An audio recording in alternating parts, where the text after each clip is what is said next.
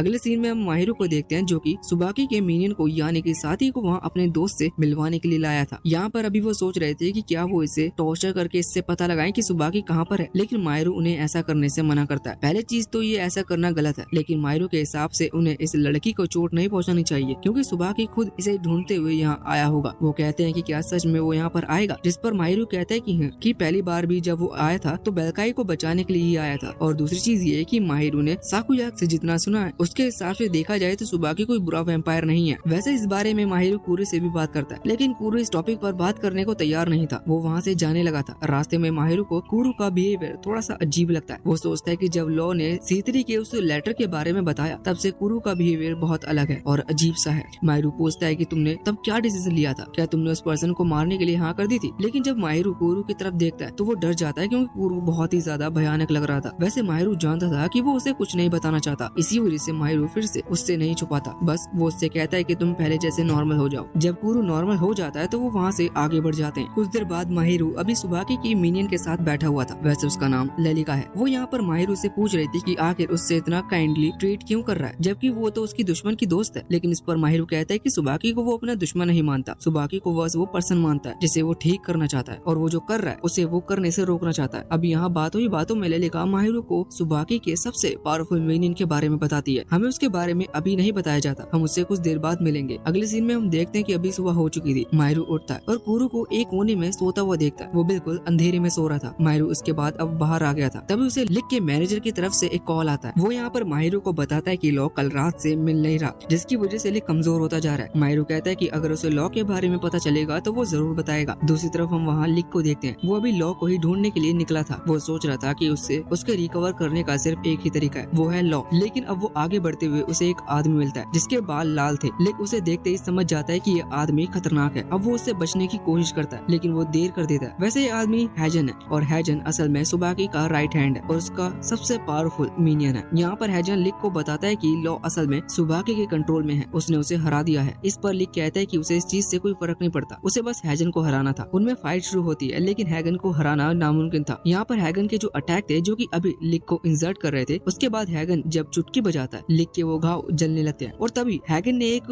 Fire tornado create कर लिया था। इस टोर्नेडो को बहुत ही दूर से देखा जा सकता था, इसलिए माहिरू ने उसे देख लिया था। वो तुरंत ही कुरू से कहता है कि हमें वहाँ से जाना होगा। वैसे अब वहाँ पहुँचने के बाद माहिरू हैगन और लिक को देखता है। लिक अभी हैगन को हराने ही वाला था लेकिन माहिरू पहले ही उसे रोक देता है। बाद में माहिरू को ये बात पता चलती है कि हैगन असल में हैगन है, यानी कि वो सुबाकी का साथी है। माहिरू समझ गया था कि वो लड़े बिना इसे नहीं रोक सकता, इसलिए वो कुरू से कहता है कि वो तैयार हो जाए। कुरू अपने वैम्पायर फॉर्म में आता है लेकिन जब वो हमला करने वाले थे तभी अचानक से उनके बीच का वो कनेक्शन यानी कि जो चेन उन्हें कनेक्ट कर रही थी वो टूट जाती है और कुरू के अंदर की डार्कनेस उसके ऊपर हावी होने लगती है, जिसके बाद अचानक से उसकी बॉडी मेल्ट हो जाती है और वो एक क्रिस्टल ग्लास वॉल में बदल जाता है। अभी हैगन भी ये देखकर हैरान था लेकिन फिर वो माहिरू की तरफ बढ़ता है। माहिरू उसे रोकने के लिए अब अपनी जादुई झाड़ू को बाहर निकालता है पर वो झाड़ू भी अचानक से उस बॉल के अंदर चली गई थी। माहिरू कुछ नहीं कर सकता था लेकिन इतने में ही वहाँ लिक अपनी पियानो की को समन कर लेता है और कहता है कि तुम्हारी फाइट मुझसे है। ये देखकर हैगन भी एक्साइटेड था। वो भी अपनी असली पावर दिखाते हुए वहाँ चारों तरफ आग लगा देता है। उन दोनों में लड़ाई शुरू हो जाती है जिस दौरान हैगन उन पियानो की से बचने की कोशिश कर रहा था। इधर माहिरू खुद को यूजलेस महसूस कर रहा था क्योंकि वो मदर के लिए आया था लेकिन अब वो लिक के ऊपर ही बर्डन बन गया है। लेकिन तभी लिक कहता है कि वो जो करने आया है वो भी कर सकता है, उसे दूसरों की पावर की जरूरत नहीं। लेकिन इतने में ही लिक हार गया था। अब हैगन उसे उठाकर ले जाने लगा था लेकिन माहिरू हिम्मत कर उसे रोकता है और हैगन उसके सर पर मारता है जिससे माहिरू बेहोश हो चुका था और फिर हैगन वहाँ से चला जाता है। अब माहिरू को होश आता है तो वहाँ पर मुसानो और तेत्सु थे, साथ ही ललिका भी वहीं पर खड़ी हुई थी। वैसे माहिरू उनसे माफी मांगता है और बताता है कि कुरू ने उससे कहा था कि वो बैकअप लेकर जाए, उसने गलती कर दी और अकेला आ गया। और जब वो उस बॉल के बारे में भी बताता है लेकिन वो बाकी वैम्पायर्स अभी उस बॉल के अंदर से कुरू की एनर्जी को फील कर पा रहे थे। वैसे यहाँ पर मुसानो कहता है कि चिंता करने की बात नहीं है क्योंकि उन्हें यहाँ से एक फोन मिला है जिससे कवर पर बेलकाई की तरफ से एक की चेन लगा हुआ है। वो समझ चुके थे कि ये फोन जरूर सुबाकी के किसी आदमी का होगा। तभी उन्हें फोन आता है और ये सुबाकी का ही था। वो बताता है कि ये फोन हैगन का है, उसे अब ये फोन वापस चाहिए। लेकिन मुसानो कहता है कि हम तुम्हें ये फोन वापस दे देंगे लेकिन इसके बदले लॉ और लिक को तुम्हें छोड़ना होगा। सुबाकी कहता है कि ये कोई आईफोन थोड़ी है कि मैं इसके बदले तुम्हें इतनी बड़ी डील करूंगा। पर मुसानो कहता है कि उनके पास उसका एक और मिनियन है। वो ललिका की बात कर रहा था। वो कहता है कि तुम लिक और लॉ को छोड़ दो, हम इन दोनों को वापस लौटा देंगे। लेकिन सुबाकी इस पर कोई इंटरेस्ट नहीं दिखाता और फोन काट देता है। बाद में ये लोग मीटिंग करते हैं और डिसाइड करते हैं कि इन्हें रात को लिक और लॉ को ढूंढने के लिए जाना होगा। हालांकि मुसानो माहिरू को नहीं ले जाता क्योंकि माहिरू के साथ अभी कुरू नहीं है। इसका मतलब वो सच में एक यूजलेस पर्सन है, वो उन पर सिर्फ बर्डन बनेगा। अब जब वो वहाँ से चले गए थे तो माहिरू उस क्रिस्टल ग्लास बॉल की तरफ देखते हुए रो रहा था और कह रहा था कि मैं सच में बहुत कमजोर हूँ, मुझे भी लिक की तरह स्ट्रॉन्ग बनना होगा। वो बिना अपने सर्वेम्पी के हैजन से फाइट कर रहा था। अब उसे रोता देख अचानक से उस क्रिस्टल बॉल में कुरू अपीयर होता है। वैसे माहिरू ये देखकर हैरान था, पर कुरू को भी नहीं पता था कि वो यहाँ कैसे आ गया। उसे इतना पता कि वो यहाँ पर रिकवर कर रहा है। माहिरू कहता है कि वो किसी भी तरह से उसे बाहर निकाल कर रहेगा, लेकिन कुरू कहता है कि मुझे बाहर नहीं आना, बाहर वैसे भी उसे अच्छा नहीं लगता। अब माहिरू ये बात तेत्सु और मुसानो को बताता है। तेत्सु तो एक आरी लेकर आ गया था उस बॉल को काटने के लिए, लेकिन माहिरू उसे रोक देता है। वो कहता है कि ये गलत बात है। कुरू को लगता है कि उसका मास्टर समझदार है, लेकिन माहिरू कहता है कि मैं इसका मास्टर हूँ, इसलिए मैं इस बॉल को काटूंगा। हालांकि बाद में इस चीज का कोई फायदा नहीं होता। अब कुछ देर बाद हम देखते हैं कि उनमें लड़ाई के लिए क्रेन आ गया था। वो इस वक्त अपने वॉल मास्कोट को भी साथ लेकर आया था, जिससे हम पहले मिल चुके हैं। यहाँ पर अभी क्रेन इस बात से थोड़ा दुखी था कि लिक को लो दोनों ही सुबाकी के आदमी से किडनैप हो चुके हैं। माहिरू माफी मांगता है क्योंकि वो मदद नहीं कर पाया, बल्कि उसने प्रॉब्लम ही और खड़ी कर दी। लेकिन इसके बाद क्रेन डिसाइड करता है कि वो अब इनका रेस्क्यू मिशन में साथ देगा। और हॉल मॉस्किटो भी ताकतवर है, ऐसा वही कहता है। साथ ही वो एक लिक्विड भी लेकर आया था जो कि वैम्पायर की पावर को स्लो करता है। इस चीज का वो टेस्ट कर भी देखता है। वो लिक्विड काम का था। वो बताता है कि लिक्विड उसे सर्वेम्पी ऑफ एनवी के मास्टर से मिला है। माहिरू कहता है कि हमें उससे मदद लेनी चाहिए, पर तभी मुसानो मना कर देता है। उसकी उस लीडर के साथ कुछ बात नहीं है और वो दोनों ही एक दूसरे को पहले से जानते हैं। हालांकि बाद में सुनो मुसानो से पूछता है कि वो अभी के लिए मान जाए, क्योंकि अभी सिचुएशन ऐसी नहीं है कि वो छोटी बातों को याद रखे। अब इसके बाद माहिरू ट्रेन में बैठकर निकल चुका था उससे मिलने के लिए। रास्ते में ट्रेन के अंदर उसे सुबाकी मिलता है। वो उससे कह रहा था कि तुम कैसे मास्टर हो जो अपने सर्वेम्पी को नहीं बचा पाए। इतना कहते हुए सुबाकी के अंदर से कुछ डार्क ऑरा निकलता है। माहिरू तो तुरंत उस ट्रेन से कूद जाता है, लेकिन ये सब सिर्फ उसका एक इल्यूजन था। वो सोचता है कि शायद सुबाकी भी वहीं जा रहा है जहाँ मैं जा रहा था, इसलिए वो तुरंत ही वहाँ से भागता है और जल्द से जल्द उस जगह पर पहुँचता है। लेकिन वहाँ पहुँचने के बाद उसकी सबसे पहले मुलाकात एक पागल साइंटिस्ट से होती है। माहिरू को बहुत अजीब लगता है, लेकिन अब माहिरू उससे एक एंटिक डीलर के बारे में पूछता है। अभी पहले माहिरू अपना नाम भी बताता है, लेकिन उस साइंटिस्ट को उसका नाम याद करने में बहुत प्रॉब्लम हो रही थी। बाद में उसने माहिरू के सर पर ही उसका नाम लिख दिया था, जिससे उसे याद रहे। अब इनके बीच में इसी तरह से कुछ फालतू बातें होती हैं और उसके बाद वहाँ पर उस एंटिक डीलर की एंट्री होती है। वो यहाँ अपना नाम मीको बताता है और वो बताता है कि वो मुसानो का भाई है। वो माहिरू को थैंक्स कह रहा था कि उसने मुसानो के साथ दोस्ती, क्योंकि मुसानो किसी से दोस्ती नहीं करता। ये सुनकर ही वो थोड़ा सा हैरान हो गया था। वैसे बाद में अब वो उसे कुरू के बारे में बताता है, जिसके बाद वो पागल साइंटिस्ट, उसका नाम जॉन है, वो माहिरू को यहाँ पर अपनी लैब में लेकर आता है, जहाँ पर वो बताता है कि वो कुरू का कुछ नहीं कर सकते, क्योंकि इस तरह की प्रॉब्लम अभी तक उन्होंने कभी झेली नहीं। वैसे मीको माहिरू से पूछता है कि तुम कुरू को आजाद क्यों करना चाहते हो? क्या तुम्हें लगता है कि उसकी मदद से इस बार तुम सुबाकी को ब्रेक कर दोगे? माहिरू पूछता है कि ब्रेक का मतलब क्या होता है? तुम डायरेक्ट कह सकते हो कि मैं उसे खत्म कर दूंगा, लेकिन इस पर मीको कहता है कि नहीं, वैम्पायर्स को मारा नहीं जा सकता, वैम्पायर्स को सिर्फ ब्रेक किया जा सकता है, वो भी तब जब हम उसकी मास्टर की तरफ से दिया हुआ ऑब्जेक्ट डिस्ट्रॉय कर दे। माहिरू को याद आता है कि उसने शुरुआत में कुरू को एक बेल दी थी। हालांकि वो कहता है कि मैं इस चीज का जवाब लेने नहीं आया हूँ, मैं सिर्फ इतना पूछने आया हूँ कि इसे ठीक कैसे करूँ। जिस पर मीको और जॉन कहते हैं कि उन्हें नहीं पता। हालांकि फिर जॉन एक लिक्विड देता है जो कि चाय थी। वो माहिरू से उसे पीने को कहता है और माहिरू पी लेता है। अब बाद में जॉन बताता है कि ये लिक्विड उसे कुरू के माइंड को मास्टर करने में मदद करेगा, लेकिन अब पीने के कुछ ही सेकंड बाद माहिरू अचानक से बेहोश हो जाता है, जिसके बाद वो डार्कनेस के अंदर गिरते जा रहा था और उसे वहाँ सिर्फ कुरू की वो बेल दिखाई देती है जो कि खुद माहिरू ने उसे दी थी। इसके बाद सीन चेंज होता है और हम यहाँ मुसानो और बाकी सभी को देखते हैं। वो प्लानिंग कर रहे थे कि उन्हें लॉ और लिक को कैसे बचाना है। उन्हें ये चीज पता चल गई थी कि अभी सुबाकी कहाँ पर है। वो एक बड़ी सी बिल्डिंग में है। इन्हें पता था कि लॉ और लिक उसके साथ ही होंगे, लेकिन वो कभी भी उन दोनों को साथ नहीं रखेगा, क्योंकि इससे उन दोनों की पावर बढ़ेगी। उसने जरूर बिल्डिंग के ऊपर लॉ को छुपाया होगा और नीचे लिक को, इसलिए अभी ये प्लानिंग करते हैं कि इन्हें भेस बदल कर उस बिल्डिंग में जाना होगा। वो वहाँ पर पहुँचते हैं जहाँ पर क्रेन अभी एक बहुत ही अमीर इंसान बना था। वो किसी तरह से सुबाकी के रूम का कार्ड कॉपी करवा लेता है, जिससे वो गेट ओपन कर सकते हैं बिना सुबाकी को पता लगे। इसके बाद हम वहाँ मुसानो को देखते हैं जो कि अभी नीचे वाले फ्लोर पर जा रहा था, लेकिन तभी लिफ्ट के अंदर उसकी मुलाकात साकुया से होती है। साकुया ने उसे पहचान लिया था और साकुया मुसानो को पता लगे बिना बेसमेंट का बटन दबा देता है, जिसके बाद वो एलिवेटर सीधा बेसमेंट में जाती है, जहाँ पर मुसानो ने स्नो को बुला लिया था। लेकिन स्नो इस तरह की फाइट में अच्छा नहीं है। वैसे वहाँ बेसमेंट के अंदर पहुँचने के बाद मुसानो देखता है कि बेसमेंट पूरी तरह से खाली है। इसका मतलब लॉ यहाँ पर नहीं है। वहाँ दूसरी तरफ हम तेत्सु को देखते हैं जो कि अपने कॉफिन के साथ ऊपर वाले फ्लोर पर पहुँच चुका था, लेकिन वहाँ पर सुबाकी के सारे साथी पहले से तैयार थे उसे रोकने के लिए। इसके बाद हमें सुबाकी को दिखाया जाता है। वो जब आगे बढ़ रहा था तो उसकी मुलाकात वो हॉल मास्कोट से होती है, लेकिन वो हॉल मास्कोट इस वक्त अपने बहुत सारे साथियों के साथ आया था। सुबाकी को लगता नहीं है कि ये इतने पावरफुल होंगे। उसे तो पहले ये लग रहा था कि शायद हॉल की कॉस्ट्यूम में कुछ ह्यूमंस छुपे हुए हैं, लेकिन ऐसा नहीं था, वो भी ताकतवर थे। वैसे अब हमें यहाँ पर पता चलता है कि असल में सुबाकी को कॉल लगाकर यहाँ पर बुलाया गया था और बाकी वो लोग इसलिए वहाँ पर गए थे जिससे कि सुबाकी जब यहाँ आए तो उस दौरान वो लॉ और लिक को छोड़ सके। अब यहाँ पर सुबाकी वो चाबी भी लेकर आया था जो कि उस रूम की है जिस रूम के अंदर लिक और लॉ कैद है। वो हॉल मास्कोट से कहते हैं कि वो चाबी उसे दे दे, लेकिन सुबाकी पूछता है कि आखिर उसकी वो मिनियन यानी कि लेल्का कहाँ पर है। इस पर वो हॉल मास्कोट जवाब देता है कि वो उनके साथ है, यहीं पर है। ये सुनते हुए सुबाकी ने चाबी वापस रख ली थी। वो कहता है कि ठीक है और इसके बाद अब वो उन हॉल मास्कोट की कॉस्ट्यूम को चेक करने लगता है, उन्हें डोज करते हुए जिससे कि पता लग सके कि वो किस कॉस्ट्यूम में है। हालांकि वो उन्हें ढूंढ नहीं पाता, लेकिन वो कहता है कि अभी उसके पास बहुत टाइम है, वो आराम से लेल्का का पता लगा लेगा। इसके बाद सीन चेंज होता है और हमें माहिरू को देखते हैं। वो अभी एक अजीब सी जगह पर आ गया था जहाँ पर वो उसी कैट से मिलता है जिसने उसे वो वेपन यानी कि जादुई झाड़ू दी थी। यहाँ वो कुरू के बारे में पूछता है, लेकिन वो कैट कहती है कि कुरू उससे नहीं मिलना चाहता। हालांकि माहिरू को उसकी बात पर भरोसा नहीं था। तभी माहिरू को अपनी बैल की आवाज सुनाई देती है। वो उस आवाज का पीछा करता है, लेकिन वो वापस जमीन के नीचे आ रहा था। माहिरू जमीन खोदता है तो वहाँ पर एक पानी का रास्ता था। माहिरू तुरंत ही वहाँ से आ जाता है और एक रूम में पहुँच जाता है। अब जैसे ही वहाँ का दरवाजा ओपन होता है तो माहिरू कुरू की एक मेमोरी को देखता है। ये वो दिन था जब सातों सब एमपी मिले थे। वो बात कर रहे थे कि उन्हें जो C3 की तरफ से असाइनमेंट मिला है उस खास पर्सन को मारने के लिए क्या उसे मारना चाहिए। अब हमें पता चलता है कि ये आदमी असल में वही है जिसने इन सातों सर्वैम्पी को क्रिएट किया है। अब यहाँ पर 3 सर्वैम्पी का कहना था कि उसे मार देना चाहिए क्योंकि वो लोग इस तरह के सर्वैम्पी बनकर नहीं रहना चाहते और उन्हें जबरदस्ती इस तरह से सर्वैम्पी बना दिया गया। बाकी तीनों का मानना था कि उन्हें ऐसा नहीं करना चाहिए क्योंकि जिसने उन्हें बनाया है वो एक तरह से उनके पेरेंट्स ही हैं। वैसे वो कुरू से पूछते तो कुरू का क्या फैसला है कि वो उस पर्सन को खुद जाकर मारेगा या लॉ से मारे, लेकिन कुरू उसकी बात पर कोई जवाब नहीं देता और कुरू वहाँ से निकल जाता है। माहिरू भी उसके पीछे आ गया था, लेकिन जब कुरू उस आदमी को खत्म कर रहा था तो कुरू ये चीज माहिरू को नहीं दिखाना चाहता था। इसलिए माहिरू के सामने अचानक से वो डार्क वाइन्स आ जाती है जो कि उसे ये देखने से रोक रही थी। बाद में हमें पता चलता है कि वैसे तो सभी ने कुरू को माफ कर दिया था, लेकिन लॉ ने कुरू को माफ नहीं किया था। लेकिन कुरू इस चीज से कोई फर्क नहीं पड़ता, वो यहाँ से चला जाता है। अभी वो क्रीपी कैट वापस से माहिरू के पास आती है और उससे कहती है कि क्या वो कुरू की बाकी मेमोरीज को भी देखना चाहता है। इसके लिए वो उसे एक रूम में लेकर आते हैं जहाँ पर ब्लॉक लगे हुए थे जिसमें कुरू की सारी मेमोरीज है।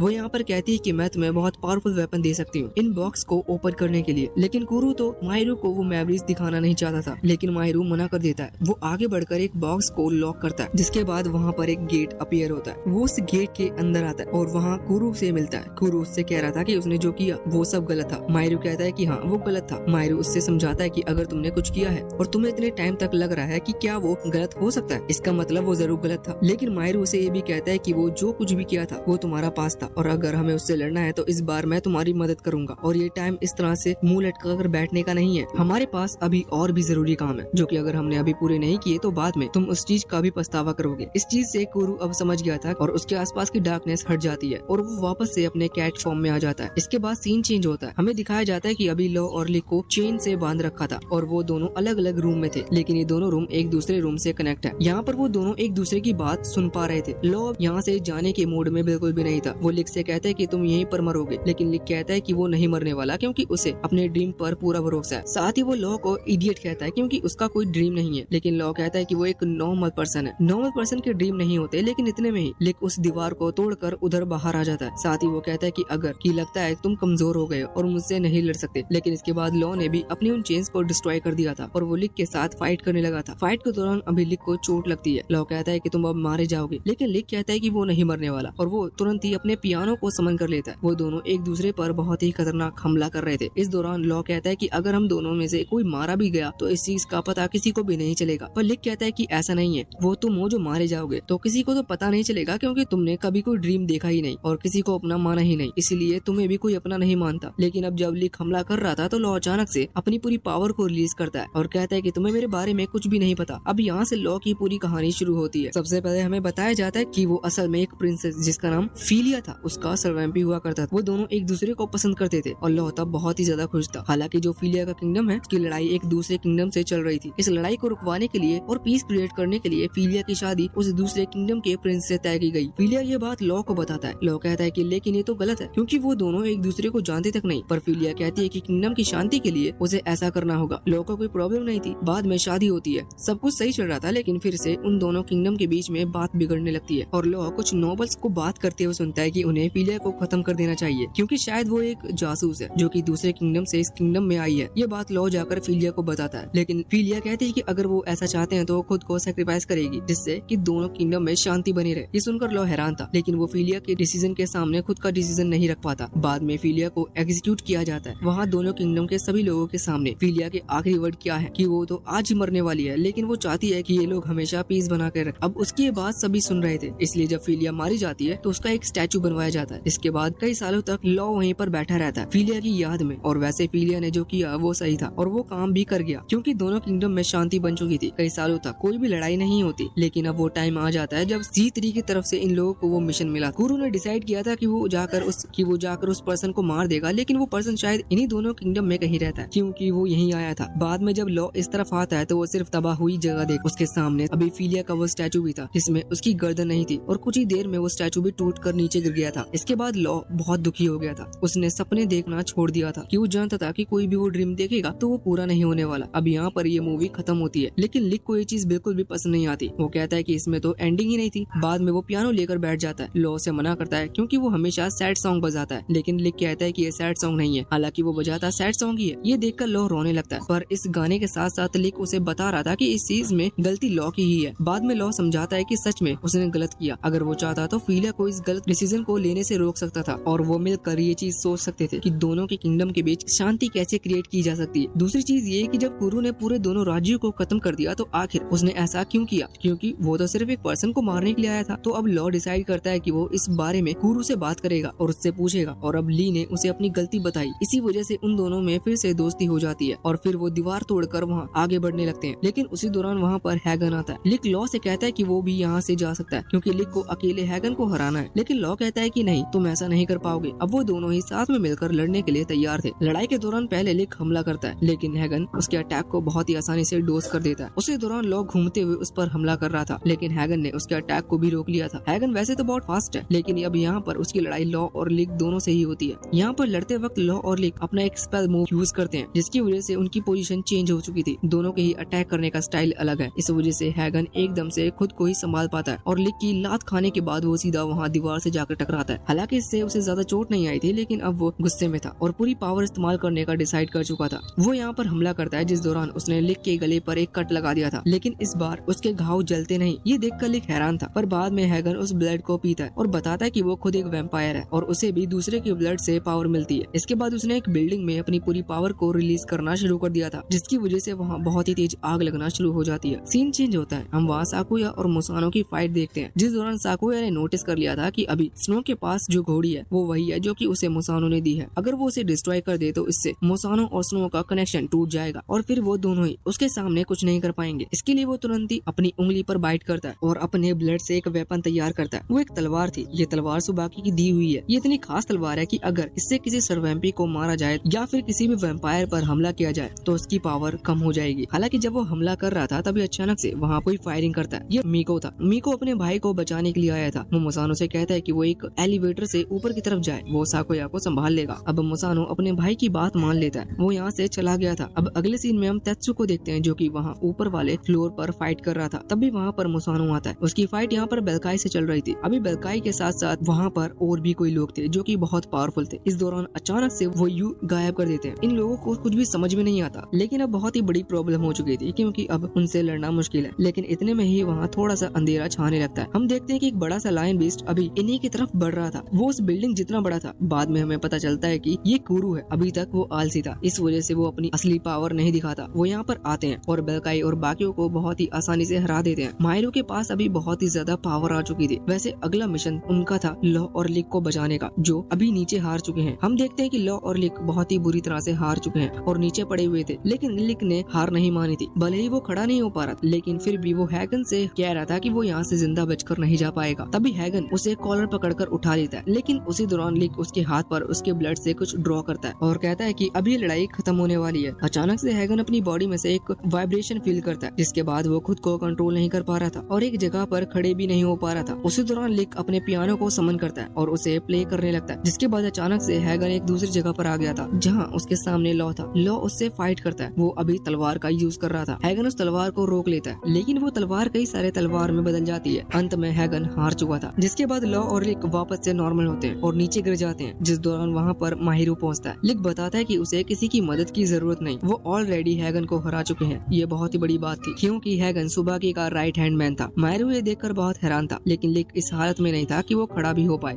इसलिए माहिरू उसकी मदद करता है। बाद में माहिरू बाकी दोस्त से मिलकर पूछता है लड़का कहाँ पर है, जिस पर तेत्सु बताता है कि उसने उसे एक उस कॉफिन के अंदर बंद कर लिया था जहाँ पर यू रहता था, और सुबाकी को उन्होंने उस ऐसा बताया कि जैसे कि लड़का उन हॉल मास्कोट के अंदर है, इसलिए वो अभी तक उसे ही ढूंढ रहे होंगे। वैसे अभी यहाँ पर माहिरू कुरू से कहता है कि वो लॉ से माफी मांग ले, इससे उसका बर्डन हल्का हो जाएगा। असल में कुरू को भी हमेशा से यही था कि लू उससे नाराज है, इसी वजह से वो थोड़ा सा डिप्रेस रहता था। वो लू से माफी मांगता है और लू भी उससे माफ कर देता है। अभी लू भी खुश था क्योंकि वो अभी तक दुखी इसी वजह से था क्योंकि उसके बड़े भाई ने ऐसा किया। हालांकि इसी खुशी को इंटरप्ट करने के लिए ललिका वहाँ पर भागते हुए आती है और लॉ का वो पेंडेंट छीन लेती है जो कि उसे लिक ने दिया था। माहिरू को याद आता है कि अगर इस पेंडेंट को तोड़ दिया जाए तो लिक और लॉ अलग हो जाएंगे। माहिरू उसे रोकता है लेकिन ललिका कहती है कि नहीं, भले ही माहिरू ने उसके साथ अच्छा बिहेव किया हो लेकिन उसे अपने साथियों की मौत का बदला लेना है। अब तभी वहाँ पर सुबाकी आता है। ललिका उसे वो पेंडेंट देती है और वहाँ से हट जाती है। यहाँ पर वो लोग सुबाकी से पूछते हैं कि आखिर यू कहाँ पर है, जिस पर सुबाकी बताता है कि बेलकाई ने उसे गायब कर सीधा उस जंगल में पहुँचा दिया था जहाँ पर सुबाकी को फोन लगाकर आने को कहा गया था और सुबाकी ने यू को खत्म कर दिया। माहिरू पूछता है कि आखिर इस सब का मतलब क्या है, तुम आखिर करना क्या चाहते हो, जिस पर सुबाकी कहता है कि वो सिर्फ अपनी टीचर को इम्प्रेस करना चाहता है, ये सब दिक्कत है सॉल्व कर। वैसे लिक यहाँ पर सुबाकी पर हमला करने वाला था लेकिन तभी लॉ उसे रोक देता है और कहता है कि वो अभी इस हालत में नहीं है कि सुबाकी से लड़ पाए। साथ ही वो यहाँ पर कुरू से हेल्प मांगता है। कुरू हेल्प के लिए तैयार था तभी सुबाकी माहिरू के ऊपर कुछ फ्लावर गिराता है। वो हमला कर रहा था, उसी दौरान वो उस पेंडेंट को हवा में उछालते हुए अपनी तलवार से हमला करता है। उस पेंडेंट पर एक स्लैश लगता है जिसके बाद लॉ को भी उतना ही डैमेज पहुंचता है। सुबाकी फिर से हमला करने वाला था लेकिन तभी कुरू से रोक देता। कुरू कहता है कि सच में वो लोग भाई हैं क्योंकि एक वक्त पर कुरू भी इतना खतरनाक हुआ करता था, वो किसी को भी मारने के लिए तैयार था। लेकिन सुबाकी कहता है कि कुरू ने जिसे मारा वो उनके पेरेंट्स के साथ साथ सुबाकी का मास्टर भी था। वो यहाँ पर कुरू के उसके मास्टर के कही हुई आखिरी बात पूछता है, मतलब कि उनकी लास्ट वर्ड, जिस पर कुरू कहता है कि उन्होंने कुछ नहीं कहा था। ये सुनकर सुबाकी कहने लगता है कि उन्होंने कुछ नहीं कहा था या फिर तुमने कुछ नहीं सुना। वैसे उस जगह की सिचुएशन को देखते हुए बाकी सभी कह रहे थे कि उन्हें यहाँ से निकलना होगा लेकिन माहिरू कहता है कि नहीं, उसे अपने सर्वैम्पी की मदद करनी है। वैसे वहाँ पर कुरू अभी सुबाकी से कह रहा था कि वो सच में उसकी मास्टर की तरह ही है। उसे सुबाकी के अंदर उसके मास्टर यानी कि जिसने उन्हें बनाया था उसी की इमेज दिखाई दे रही थी। वैसे तभी सुबाकी के आसपास के उस कोहरे को ऑब्जर्व कर लेता। ये कोहरा असल में लॉ को चोट लगने के बाद क्रिएट हुआ था। अभी इसे ऑब्जर्व करने के बाद सुबाकी जोर जोर से हंस रहा था और कह रहा था कि वो इस पूरी जगह को खत्म कर देगा और किसी को नहीं छोड़ेगा। हालांकि कुरू चाहता था कि वो सिचुएशन को बात करके सुलझाए लेकिन सुबाकी इस मोड में नहीं था। वो कुरू पर हमला करता है और उसे कई सारे तलवार मार देता है लेकिन फिर भी कुरू उस पर हमला नहीं कर पा रहा था। वो उसे समझा रहा था कि जो गलती मैंने की वो तुम मत करो, लेकिन सुबाकी नहीं मानता। उस दौरान वहाँ पर माहिरू की एंट्री होती है। अभी लड़ाई के दौरान वो फालतू में आकर पिटता है, मतलब कि उसके मुंह पर स्लैश लग गया था जिस वजह से कुरू को बहुत गुस्सा आता है। जब सुबाकी फिर से हमला करने वाला था तो कुरू गुस्से में अपने उस जॉइंट लाइन फॉर्म में आ जाता है। सुबाकी उससे कहता है कि क्या उसने सुबाकी के मास्टर को भी इसी तरह से मारा था, लेकिन कुरू कोई जवाब नहीं देता बल्कि वो हमला करने वाला था। लेकिन तभी माहिरू सामने आ जाता है और कुरू को ऐसा करने से रोकता है। लेकिन इस चीज से सुबाकी को एक मौका मिल गया था। वो तुरंत ही अपनी तलवार समन करते हुए माहिरू की तरफ फेंक देता है। माहिरू जान से मारा जाता है लेकिन उसी समय साकुया सामने आ जाता है। वो माहिरू से कहता है कि भले ही उसके साथ नहीं रह सकता लेकिन इस लड़ाई में उसकी मदद जरूर कर सकता है। वो तलवार साकुया के आर पार हो गई थी। उधर कुरू गुस्से में सुबाकी के ऊपर पैर रखता है लेकिन माहिरू अभी भी उसके सुबाकी को जान से मारने से मना कर रहा था। अब अचानक से माहिरू के पास जो जादुई झाड़ू है वो एक चाबी में बदल जाती है और सुबाकी के चेस्ट पर एक की होल जैसी चीज अपीयर होती है। अभी यहाँ पर जो लॉजिकल काम था माहिरू वही करता है। वो उस चाबी को सुबाकी के उस की होल में एंटर करता है जिसके बाद माहिरू सुबाकी की मेमोरीज को देख पा रहा था। अब उसे जानने को मिलता है कि सुबाकी को पिछली लाइफ में उसके पेरेंट्स की डेथ के बाद वो भी मारा गया था, जिसके बाद जब उस रेइनकार्नेशन हुआ मतलब जब वो फिर से जन्म लिया तो वो वैम्पायर बन गया था। हालांकि उसे अपने मास्टर पसंद थे पर उन्होंने उसके मास्टर को मार दिया, जिसके बाद सुबाकी पूरी तरह से बदल गया। उसने फैसला किया कि वो खुद की एक आर्मी बनाएगा और जब उसे उस सबको तबाह कर देगा। हालांकि अब माहिरू उसकी तरफ बढ़ता है लेकिन तभी अचानक से सुबाकी उस पर हमला कर देता है जिसके बाद ये मेमोरीज वाली जगह डिस्ट्रॉय हो जाती है। वहाँ बाहर भी सुबाकी अभी माहिरू पर हमला कर रहा था लेकिन कुरू उसके अटैक को रोक लेता है। माहिरू कुरू को अपना ब्लड देता है जिससे कि कुरू की पावर बढ़ जाए और इसके बाद अपनी उस जादुई झाड़ू से अलग अलग अटैक करते हुए सुबाकी के अटैक को रोक रहा था और आगे बढ़ रहा था। यहाँ बिल्कुल नजदीक आने के बाद माहिरू उस पर अटैक नहीं करता बल्कि उसे गले लगा लेता है। अब यहाँ पर सुबाकी को कुछ समझ में नहीं आता लेकिन वो जिस वजह से सभी को खत्म करना चाहता था वो बजाय खत्म हो चुकी थी। उसने जो रेड ब्लेड्स क्रिएट किए थे